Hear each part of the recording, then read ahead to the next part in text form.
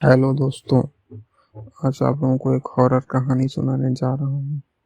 आप हमारे चैनल पर पहली बार आए हैं तो सब्सक्राइब जरूर कर दें। आत्मा की सवारी। यह एक दुर्भाग्यपूर्ण घटना है। एक बार फैजाबाद जिले के गौरा घाट स्टेशन पर एक विजय नाम का ऑटो ड्राइवर अपनी ऑटो लेकर खड़ा रहता था। जो भी सवारी आती थी उसे वह बैठा कर उसके घर छोड़ता था और अच्छा खासा पैसा कमाता। एक दिन की बात है कि उस दिन जोर जोर से बारिश हो रही थी और रह रह कर बिजली चमक रही थी। रात के समय साफ साफ कुछ दिखाई नहीं दे रहा था।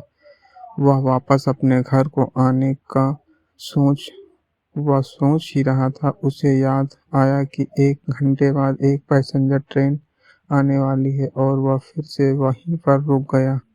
इतने में और घना अंधेरा छा गया। अंधेरा इतना था कि एक हाथ और दूसरे हाथ दिखाई नहीं दे रहा था। इतने में ट्रेन आ गई और बिजली रह रह कर चमक रही थी। तभी ट्रेन में से एक सुंदर सी लड़की बाहर निकली, जिसकी उम्र 19 या 20 साल रही होगी। उसके कंधे पर बैग और हाथों में सूटकेस था, मानो शहर से कोई परी आ रही हो।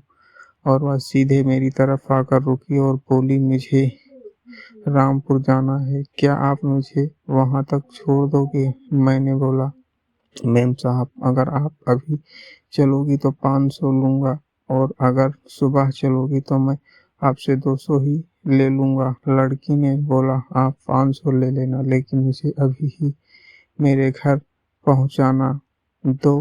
मैंने बोला, ठीक है, पहले 500 निकालो, फिर से ले चलूंगा। मैम साहब ने बोला, अभी तो मेरे पास सिर्फ 200 ही है, इसलिए इसे ले लो और अपने घर पहुंचने के बाद आपको 300 और दे दूंगी।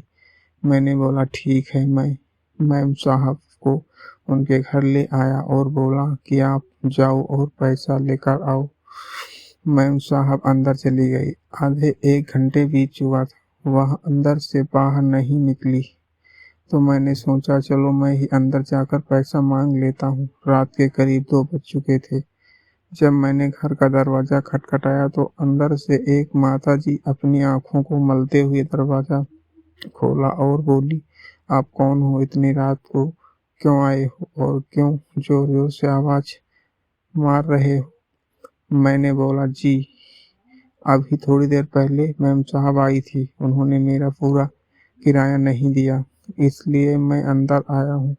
माताजी ने बोला कि यहाँ पर तो केवल मैं और मेरी पति रहते हैं, यहाँ पर तो कोई मैम साहब नहीं रहती हैं। कुछ बरस पहले यहाँ पर मेरी बेटी रहती थी, जो अब नहीं है। मैंने पूछा, क्यों माताजी, अब वह कहाँ रहती है?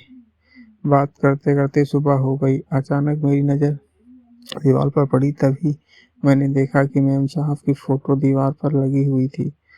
तब मैंने